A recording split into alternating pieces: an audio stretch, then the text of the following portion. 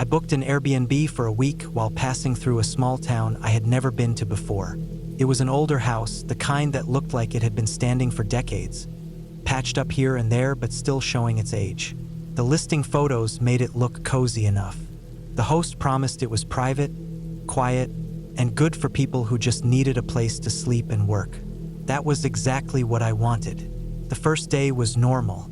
I carried my bag inside and noticed right away that the air smelled faintly of paint, like someone had recently touched up the walls. The living room had mismatched furniture, and the kitchen had old appliances, but it was clean. The bedroom where I was staying was upstairs. The floorboards creaked loudly with every step, and the wallpaper was peeling near the corners, but it seemed fine. It was while I was unpacking that I noticed something strange. Against the far wall of the bedroom, there was a heavy wooden dresser.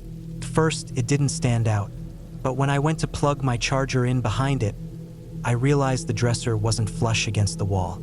I tugged it to the side a little and froze. Behind it was a door. The door wasn't just hidden. It had been painted over with the same off-white color as the wall. If you weren't looking for it, you wouldn't know it was there. The edges were rough, the paint clotted in places, but I could clearly see the outline. And sticking out of the middle, covered partly in paint, was a metal handle. Curiosity got the better of me. I pulled the dresser aside enough to reach for the handle. It was cold, heavier than I expected, and it turned when I tested it. But the door didn't open. It was locked from the other side. I stood there longer than I should have, staring at that hidden door. The fact that it was painted over told me someone didn't want people using it. But the handle still being functional suggested it led somewhere. Maybe an old connecting room, maybe a closet that had been sealed off. I shoved the dresser back in place and told myself to leave it alone. That night, I went to bed feeling uneasy. The house was quiet in a way that wasn't peaceful. Every sound carried, the wind pressing against the windows, the ticking pipes, the creak of the wood. Around midnight, I was still awake, scrolling my phone to distract myself. Then I heard it. It was soft, almost too faint to notice at first. A metallic rattle. I froze, my phone screen lighting up the ceiling above me. I held my breath and listened harder. The sound came again. It wasn't random, it was deliberate. The latch on the hidden door was moving. Someone was testing it from the other side. I didn't move. I just lay there, staring toward the dresser in the dark, my chest tight. The rattling stopped after a few seconds, leaving silence so complete it made my ears ring. I told myself it was the house settling, the pipes, anything but what it sounded like. But I knew the difference. That was a hand on metal. Sleep didn't come easy. I stayed awake for hours, straining to hear anything else. Eventually, exhaustion won, and I drifted off. In the morning, I almost convinced myself I had imagined it. But the dresser was slightly angled. Not much, just enough that it wasn't how I had left it. I went downstairs, made coffee, and sat at the kitchen table with my nerves buzzing. I thought about leaving early, but I had nowhere else booked, and it was only a few more nights. During the day, the fear felt stupid, easier to push aside. Sunlight filled the rooms, traffic passed by outside, and everything seemed normal again. Still, I couldn't stop checking the dresser whenever I came back upstairs. The second night, I stacked my suitcase and a chair against it. I don't know why. If someone really wanted to get in, those things wouldn't stop them. But it made me feel like I was doing something. That night, I woke again around the same time. First, there was nothing, just the sound of my own breathing. Then the latch rattled again, stronger this time, like someone was frustrated. The chair I had wedged against the dresser trembled faintly against the floor. I didn't move. My body was locked in place, my throat dry. I stared at the ceiling, every muscle stiff, waiting. The rattling stopped. Then I heard a faint scraping noise, as though fingertips had brushed against the wood. I didn't sleep again until daylight. By the third day, I had made up my mind. I wasn't staying there anymore. I looked up hotels in the nearest city, packed my things, and dragged my bag down the stairs. But something made me stop at the door. I told myself I was just being paranoid. I even thought about how ridiculous it would sound to explain that I left because of a door that rattled at night. I tried to convince myself it was nothing. Maybe the door led to a sealed attic, and shifting air pressure made the latch move. Maybe it was an old house quirk. I went back upstairs to grab the last of my things. The chair and suitcase were still pressed against the dresser. But when I pulled them aside, I saw something that made my stomach drop. The edge of the dresser had a fresh scrape along the wood, as if it had been pushed hard from the other side. That was enough. I left without looking back, dragging my bag out to the car and slamming the door behind me.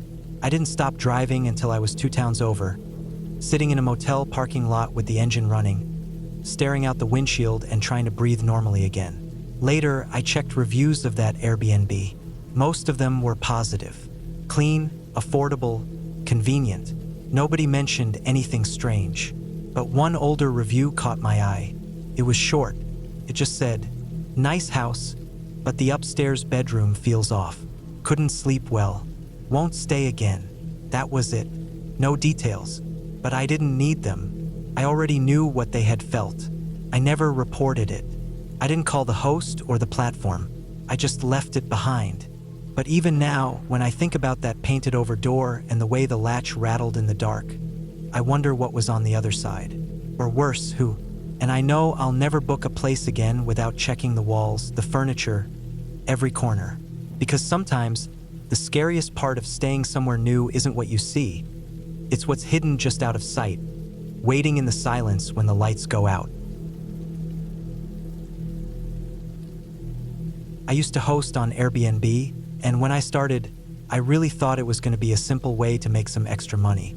I had a nice place, a luxury 1-bedroom in a major city, the kind of apartment that costs around $2,000 a month. The building itself was clean, modern, with a doorman in the lobby and tight security. The kind of place where you feel like nothing could go wrong, because everything looks so controlled and professional. I thought being a host would be straightforward. Take photos of the apartment, put it up on the site, meet a few guests, and collect a side income. It started off pretty smooth, at least in the very beginning. My first couple of guests were fine, nothing worth remembering. They came, stayed a few nights, left the place clean enough, and left me decent reviews. I felt like I had figured out a good rhythm. Then one day I got a request that seemed a little different. The guest said he actually worked for Airbnb as an executive. He messaged me saying he was familiar with the building, that his brother lived there, and that he'd be in and out with no problem. I figured that was actually a good sign. If someone who worked for the company trusted my place enough to stay there, then maybe I was doing things right. When he arrived, though, everything started to feel off. I got a message from him almost right away saying the location was too noisy. That struck me as odd, because yes, it was a busy part of the city, but that's something you could figure out before booking just by looking at the map. He also said the bed wasn't comfortable, which I knew wasn't true because I had replaced it not long before with a mid-range mattress that plenty of guests had already said was fine. The more he messaged me, the more I started to get this uneasy feeling in my stomach, like no matter what I did, he wasn't going to be satisfied. Within a day or two, he said he wanted to end his stay early. I didn't want a problem, so I agreed, sticking to the cancellation terms I had written in my listing. I thought that would be the end of it. He'd leave, I'd clean up, and I'd move on to the next guest. But then he disputed the charges and somehow got a refund, which I later learned meant I was basically left with nothing from the booking. On top of that, he left me a review that wasn't terrible but wasn't good either. It was just enough under 5 stars to cost me something I had been working toward: superhost status. For hosts, that badge meant higher visibility, more bookings, more trust from guests. Losing it stung, and it made me realize how fragile the whole system was. That experience alone should have been enough of a red flag to make me stop, but I told myself it was a one-time issue. I cleaned the apartment, relisted it, and figured the next guest would be better. A couple of months later, I accepted a booking from a group who said they were in town for a conference. They didn't raise any red flags in their messages. They sounded professional and their profile looked fine. I didn't expect anything unusual, but when they arrived, things took a different turn. I didn't know it at the time, but they had no intention of treating my place with any kind of respect. They threw a party, not just a small gathering, but a full-on party in my 1-bedroom apartment. When I came in after they left, I felt like I was walking into a nightmare. There were stains all over the carpet, holes in the walls, and trash everywhere. The bathroom was disgusting. The toilet looked like it hadn't just been used carelessly. It looked like it had been abused, left as a deliberate mess. The apartment didn't smell like my apartment anymore. It smelled like stale alcohol, sweat, and something sour that lingered no matter how long I left the windows open. The damage wasn't just cosmetic either. The carpet was ruined. Some of the walls had actual holes that would require patching, and I could tell right away it would cost thousands of dollars to put the place back to how it had been before. The worst part was, I had another guest arriving the next day. Panic set in as soon as I realized that. I contacted Airbnb right away, told them everything, sent them photos, and tried to explain how bad it was. I expected them to tell me to cancel the next booking and focus on repairs, but instead their main concern was whether I could get the apartment cleaned and ready for the incoming guest.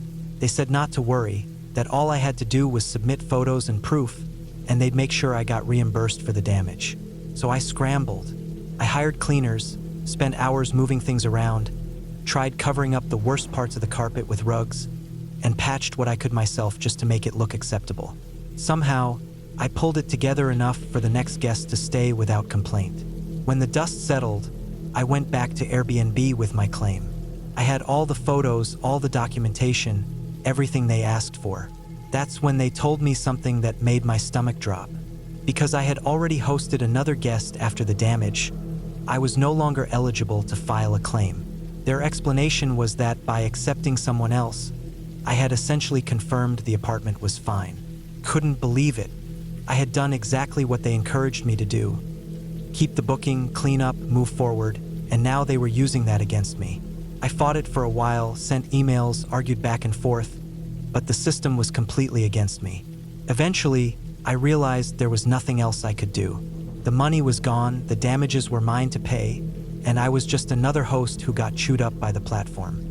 The only thing I thought I could do at that point was leave the guests a negative review, warn other hosts so they wouldn't go through the same thing. I wrote it out clearly, detailed what they had done, and hit submit. It made me feel like at least I was doing something, even if Airbnb wouldn't back me up. But a few months later, I got a notification that my review had been removed. Airbnb had decided it didn't meet their guidelines. Just like that, the only thing I had left, the truth, my warning, was gone. That was the moment I realized the entire system wasn't built for hosts like me. It was built for the guests, the people spending money, and we were just expendable. It didn't matter if my apartment was trashed, if I lost thousands of dollars, or if I spent hours cleaning up messes that weren't mine. In the end, Airbnb only cared about keeping the bookings going. I stopped hosting after that. I couldn't bring myself to open my door to strangers anymore.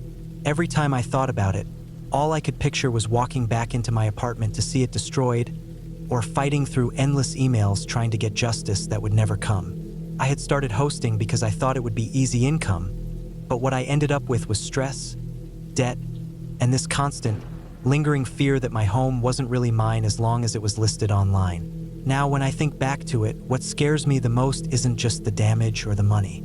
It's how powerless I felt in my own space. I had let people I didn't know into my home, trusted a company to protect me, and in the end, I was completely alone when things went wrong. I had no control over what strangers did once they were inside, and no control over how the platform chose to handle it afterward. That's what made me quit. Not the stains, not the holes, not the lost money, but the realization that I had given away control of my own home to people who didn't care about me at all. And that feeling, once it gets into you, doesn't go away. Even now, years later, I still double-check the locks at night and feel a strange unease when I hear noises in the hallway outside my door. Hosting on Airbnb didn't just cost me money, it took away my sense of safety in the place I live. I booked an Airbnb cabin with a close friend of mine, the kind of place you only pick if you want to be away from everything. It was deep in the woods, far from any main road, surrounded by trees that shut out the sound of traffic in towns. The listing had shown a small wooden structure with a porch and a couple of rocking chairs. Nothing fancy, just quiet. That was all we wanted: quiet, space, and a break from noise. The drive-in already felt isolating.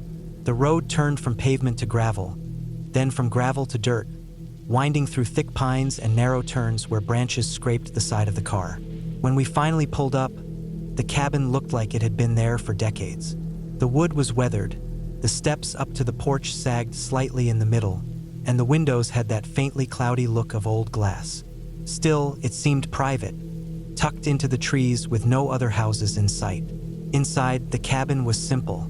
2 bedrooms, a small kitchen with an ancient fridge that hummed constantly, a living room with a faded couch and a fireplace no one had used in years. The walls smelled faintly of smoke and damp wood, but it was livable.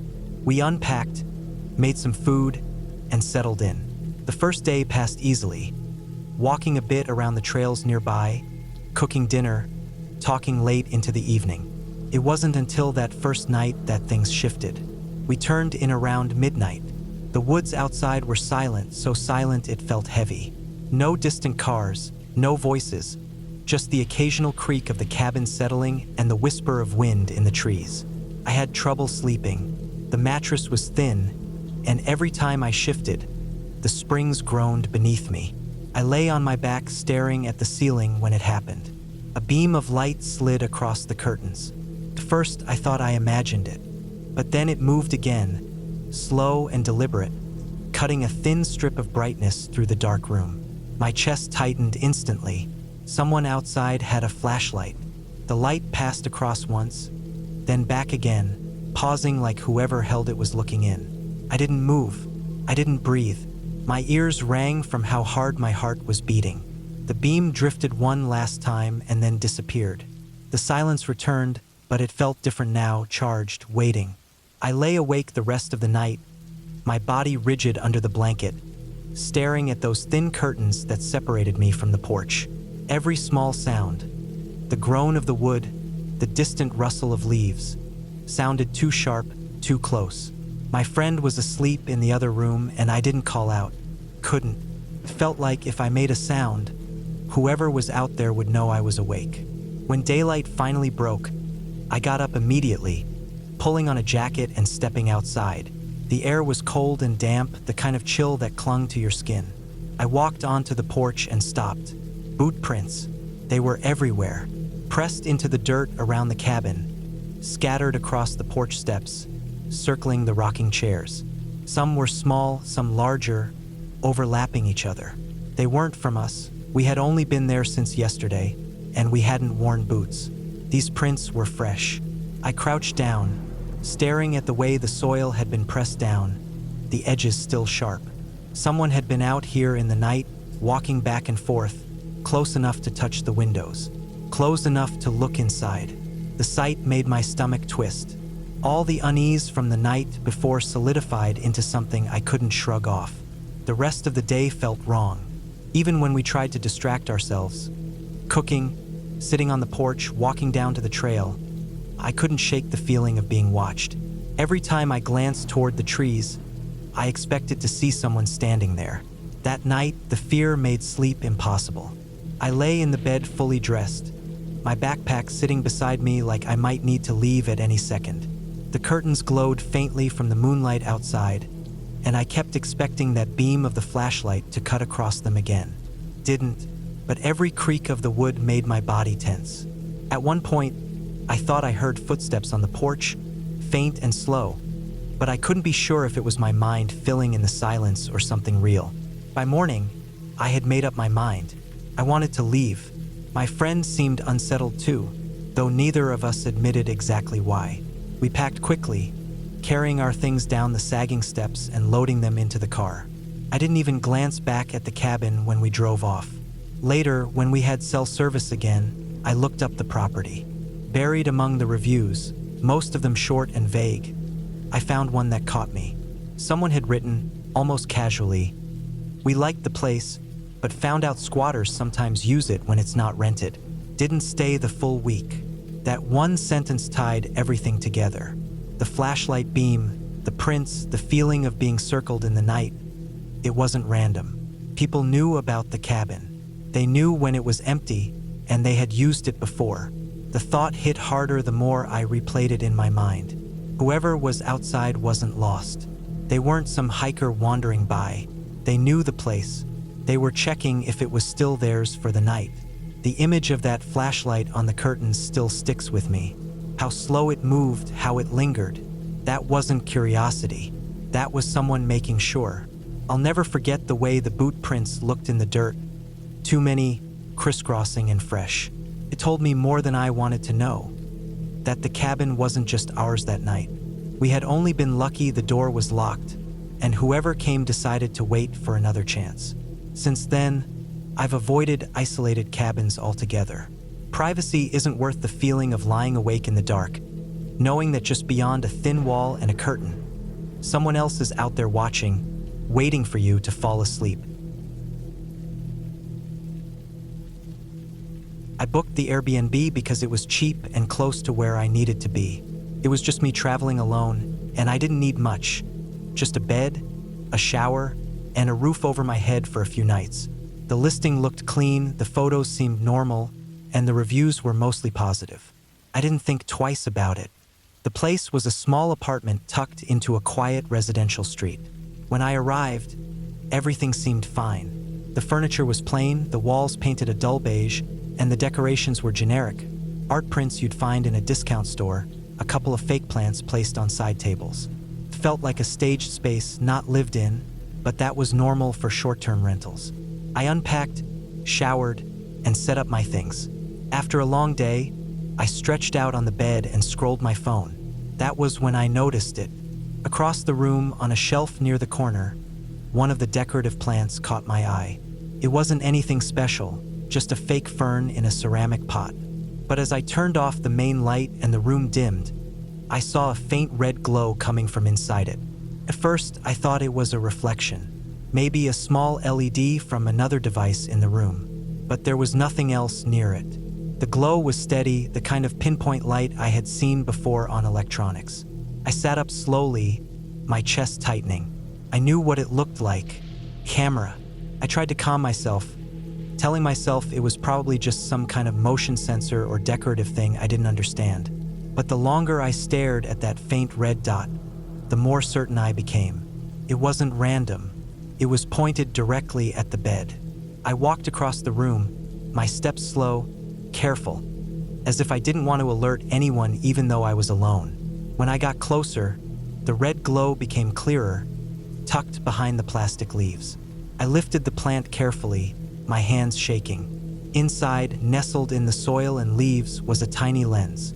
It was a camera, no doubt about it. The air went cold around me as I realized how exposed I was. The bed faced directly toward that plant. Whoever had placed it there would have had a perfect view of me lying down, changing clothes, sleeping. My skin crawled at the thought of what they might already have seen. I put the plant back exactly where it had been and sat down on the edge of the bed, my mind racing. What was I supposed to do? Leaving in the middle of the night didn't feel safe. What if someone was watching in real time? What if they were close by? Every sound in the apartment suddenly felt sharper. The hum of the refrigerator, the faint ticking of the pipes, the creak of the floorboards when I shifted. I couldn't tell if I was hearing normal things or if someone else was moving nearby. I decided not to stay in that bed. I gathered my bag quietly, pulling out my clothes and shoving them back inside. I kept the lights off, using only the dim glow from my phone screen to move around. My pulse was hammering so hard I could hear it in my ears. I didn't want to stay another second, but the thought of walking out the front door in the dark, with no idea who might be watching, made me hesitate. I checked the windows, pulling the curtains tightly closed. I even stacked a chair under the doorknob just in case. That night, I sat in the corner of the living room with my back against the wall, my bag next to me. Couldn't sleep. Every time I shut my eyes, I imagined a live feed somewhere with my face on it, some stranger watching me huddle in fear. By morning, I was running on pure adrenaline. The first thing I did was take pictures of the plant, the hidden lens, the way it was set up. I didn't touch it again. I wanted proof of how I found it. My hands shook as I scrolled through my phone, looking up how to report hidden cameras in rentals. I checked the rest of the apartment too. Every clock, every vent, every piece of decor. I didn't find anything else, but the damage was done. I couldn't trust the space anymore. When I finally left, dragging my bag down the stairs. The morning air felt sharper and heavier, like the world outside had shifted in the hours I spent inside. I kept glancing over my shoulder, scanning the street for anyone watching, any car idling too long. I didn't go back. I booked another place immediately, this time a hotel, no matter the cost. At least there, I thought there would be accountability. Later, after I had calmed down, I looked up more about hidden cameras and rentals. I found stories, too many of them, of people finding them in smoke detectors, alarm clocks, air purifiers. My stomach turned as I read. I wasn't alone. It wasn't rare. What stuck with me most was the thought that I never would have noticed if I hadn't turned off the lights at the right moment. That faint red glow was the only giveaway. If I had been more tired, if I had pulled the covers up without paying attention, I might have never seen it. The worst part wasn't even that the camera existed. It was the question of what had already been recorded, how long it had been there, who was on the other end, whether it was saved, streamed, or sold. I'll never know. But since then, every time I stay anywhere new, the first thing I do is turn off the lights and scan the room for that faint red glow. I check clocks, vents, plants, everything. Because once you've seen a hidden camera pointed at your bed, you never forget that feeling of being watched, of your privacy stolen without you realizing it. The Airbnb review page is still there. People still rent that same apartment, smiling in their photos, leaving notes about how convenient the location is. No one mentions the plant. No one mentions the camera. But I know, and I'll never trust a decorative touch in a rental again. I booked the guest house because it was listed as private. That was the main selling point for me. I was traveling for work and wanted a place where I could unwind at night without worrying about noise, interruptions, or shared walls. The photos showed a small, detached building behind a larger home, simple but clean. The reviews all said the host was nice, but more importantly, that the guest house gave people their own space. That was enough for me. When I arrived, it looked exactly like the listing. The main house was a 2-story place with a wraparound porch and trimmed hedges out front. Behind it, at the end of a gravel driveway, was the guest house. It was a single room with a bathroom and kitchenette, a small porch light above the door, and curtains already drawn on the windows. The host greeted me when I pulled in, friendly enough, pointing out where to park and handing me the keys. Nothing seemed off. Inside, the guest house was basic but fine. A queen bed against one wall, a small table with 2 chairs, a dresser, and a TV mounted to the wall. The air smelled faintly of cleaning supplies, and the sheets looked freshly washed. It felt private, just like I wanted. The first part of the evening went by normally. I set my bag down, answered a few emails, then heated up some food I had brought with me. I kept to myself, listening to the hum of the mini fridge and the occasional bark of a dog in the distance. The main house was dark, and I didn't see the host again. Later, I got into bed with a book. The guest house was quiet, the kind of quiet where every sound stands out. I could hear the wind moving through the trees, the faint buzz of insects outside, and every creak of the wooden frame around me. Around midnight, I finally set the book down, turned off the lamp, and lay in the dark staring at the faint outline of the curtains. That was when I noticed it. Through a small gap in the curtain, just enough for a sliver of outside to show, I saw a figure standing in the driveway. At first, I thought maybe it was a shadow, some trick of the light. But the longer I stared, the clearer it became. It was the host. He was standing still in the gravel driveway, facing directly toward the guesthouse window. Not moving, not shifting, not even smoking a cigarette or carrying anything. Just standing there. His outline was faint but unmistakable in the glow of the distant porch light. My chest tightened. I stayed frozen on the bed, my eyes locked on that gap in the curtain. He didn't move. Not a step forward, not a turn of the head. Just stillness, like he was waiting. Minutes dragged by. My ears buzzed with the rush of my pulse. I told myself maybe he was checking something outside, maybe letting his dog out, maybe just out for air. But if that was the case, why was he staring at the guest house? Why so still? I didn't dare move the curtain wider. I just kept staring through that tiny sliver, hardly breathing. After what felt like forever, I blinked, and when I looked again, he was gone. The driveway was empty, just the pale gravel under the porch light. I lay awake the rest of the night, my body stiff, every creak of the guest house making me jolt. I didn't sleep. By morning, with sunlight pouring in through the curtains, it was almost easy to convince myself I had imagined it. Maybe I was overtired, maybe it was a shadow cast by something else. I showered, made coffee in the little kitchenette, and tried to shake it off. But when I stepped outside to head to my car, I noticed the gravel in the driveway. There were fresh footprints pressed into it, leading from the main house and stopping just a few feet from the guest house window. That sank the doubt. I hadn't imagined it. He had been there, standing, watching. The rest of the day, I couldn't relax. I was jumpy at every sound, my eyes flicking toward the window constantly.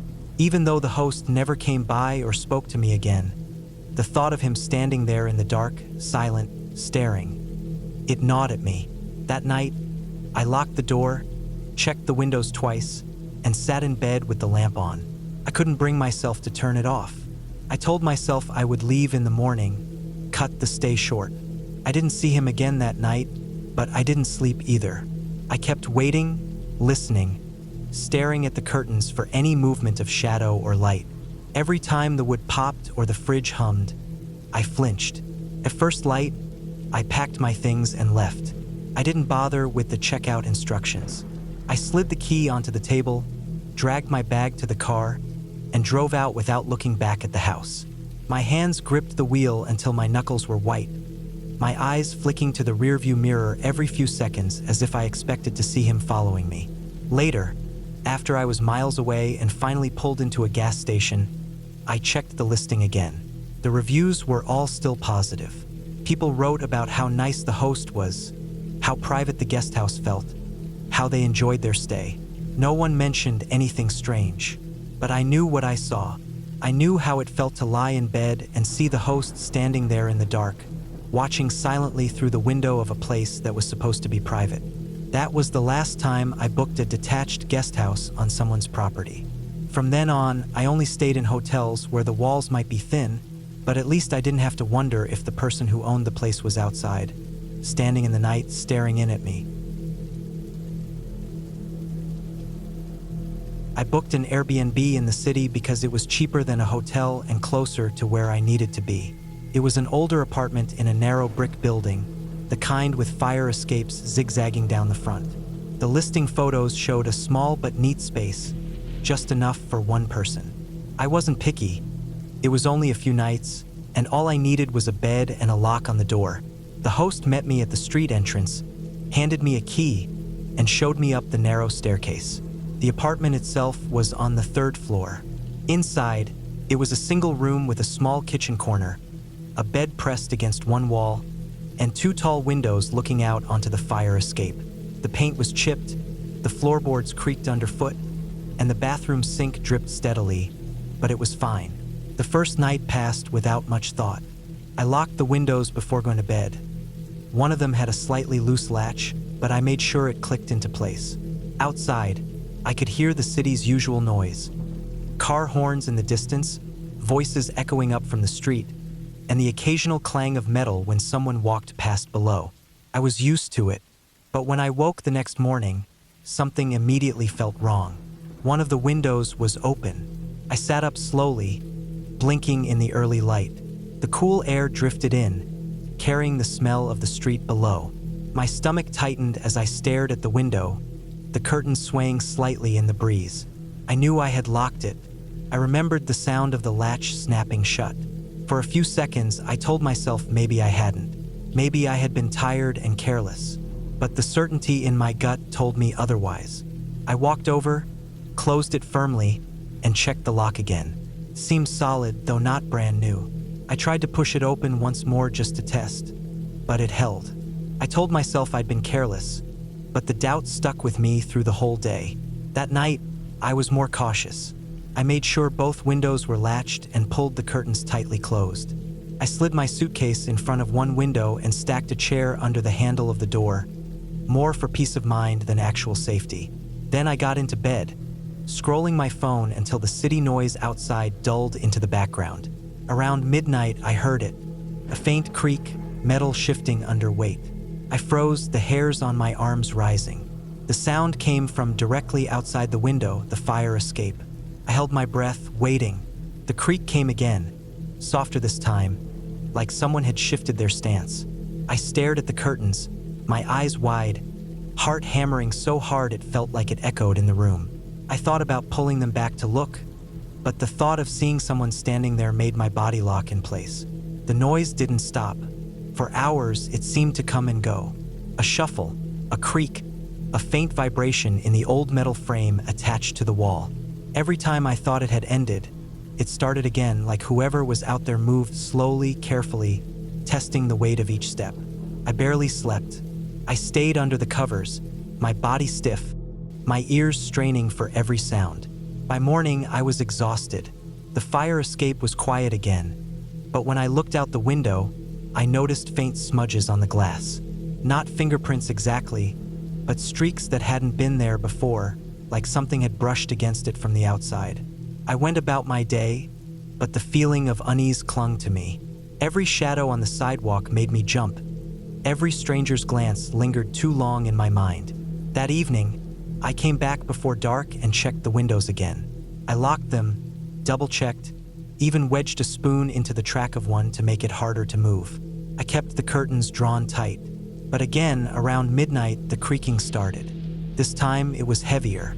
Longer stretches of weight pressing down on the fire escape, then shifting slowly, like someone pacing back and forth outside the window. I could almost picture them, close enough to reach out and touch the glass, hidden just beyond the thin barrier of fabric. At one point, I thought I saw the curtain stir, like the faintest movement of air against it. My chest locked tight. I stared so hard that my eyes watered, waiting for a shadow to pass, for a hand to press against the glass. I never opened the curtain. Couldn't. The creaking lasted most of the night, stopping only when the city began to stir with early morning traffic. When I finally gathered the nerve to look outside, the fire escape was empty, just a rusting grid of metal catching the first light of day. That was enough. I packed my bag as quickly as I could. Before leaving, I checked the lock on the window one last time. It was still set, still clicked shut, which meant if it had opened before, it hadn't been by accident. I didn't stay the final night I'd booked. I left the keys on the table, hauled my bag down the narrow stairs, and didn't look back. Later, when I searched reviews more carefully, I found a few hints I had overlooked before. Comments about the neighborhood being a little rough, about hearing people on the fire escapes at night, about needing better window locks. Small details I had skimmed past when I booked, but now they stuck out like warnings I should have noticed. I never found out who was outside those nights, shifting their weight on the fire escape, close enough to watch me through the glass. Maybe it was a squatter. Maybe it was someone who knew the building well enough to climb up and down unnoticed. Maybe it was just a curious stranger who lingered too long in the wrong place. But what I know for certain is that the window did open on its own, and the fire escape groaned under footsteps that weren't mine. Since then, whenever I stay somewhere new, the first thing I do is check every window and every exit. I don't trust latches, and I don't trust curtains to keep anything out. Because once you've lain awake all night listening to metal creak just a few feet away, you never forget the sound of someone waiting just outside, close enough to step in if they wanted to. I booked an Airbnb with my partner for a long weekend in a quiet town a few hours from the city. We wanted a simple break, nothing fancy, just a place to sleep after walking around and exploring. The listing was for a small one-bedroom apartment on the second floor of a converted house. It looked clean, had a decent kitchen, and the price was right. When we arrived, the host wasn't there, but they left the keys in a lockbox by the door. The street was quiet, lined with trees, and most of the houses looked old but well-kept. The apartment itself was plain: beige carpet, white walls, a couch that had probably been bought cheap a few years ago. There was a coffee table, a dining table with 2 chairs, and the bed tucked away in a small bedroom at the back. It wasn't cozy exactly, but it worked for us. The first day went by without much thought. We unpacked a little, dropped our bags in the bedroom, and went for a walk around the neighborhood. When we came back that night, everything looked exactly as we'd left it. I checked the door lock out of habit before bed. It was a deadbolt, stiff but solid, and I made sure it clicked shut. The next day, we spent most of the afternoon outside. We walked along a nearby trail, grabbed some food from a local shop, and talked about how nice it was to get away from our usual routine. When we came back to the apartment, though, something felt off before we even stepped inside. The door wasn't locked. I stopped with my hand on the knob, a weird cold feeling spreading through me. I knew I had locked it when we left. I double-checked every time because it was a habit of mine. But when I pressed the handle, it opened smoothly, no resistance at all. Inside, the air felt different, like someone had been there. At first glance, nothing was missing. Our bags were still in the bedroom, our jackets still hanging on the chairs. But when I looked closer, I noticed the couch had been shifted slightly. It was just a few inches, but enough to notice the outline of dust on the carpet where it had been before. The coffee table, too, wasn't centered anymore. It sat at a crooked angle to the rug.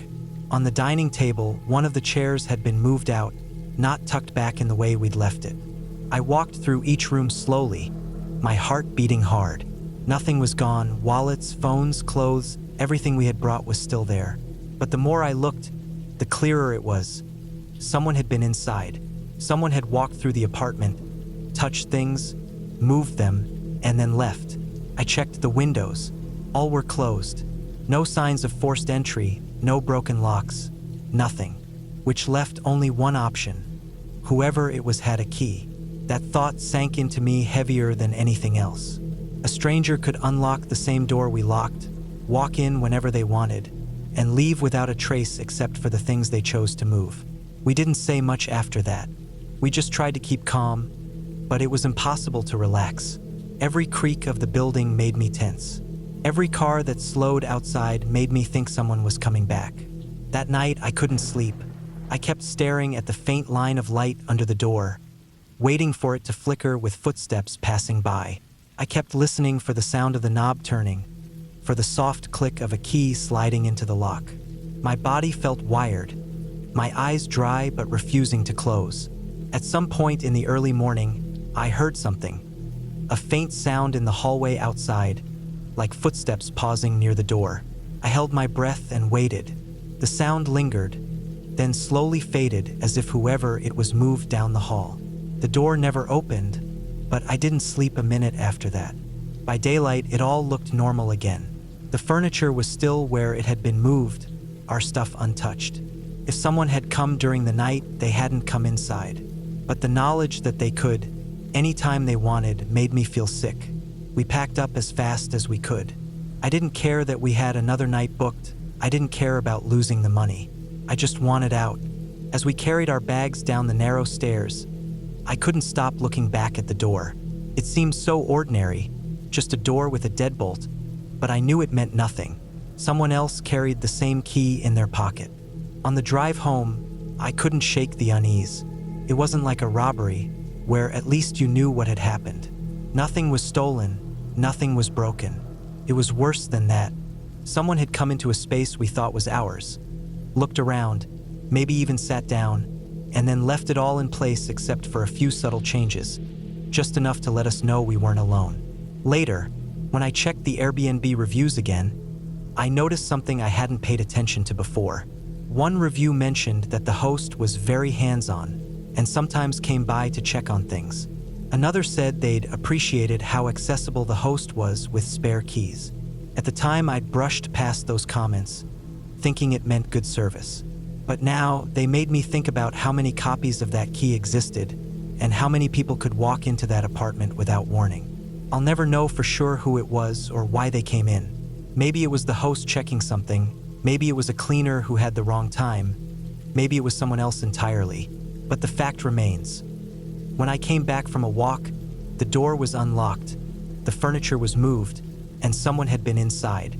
That trip taught me something I won't forget. It's not always about theft or damage. Sometimes the scariest thing is realizing how little control you have over the space you're in, and how easy it is for someone else to cross the line between outside and inside without leaving a trace. Now, whenever I travel, I don't just trust the lock. I notice every detail when I leave and when I return. Because once you've come back to find the door open and your things untouched but rearranged, you learn that being watched or being tested is worse than losing anything you own.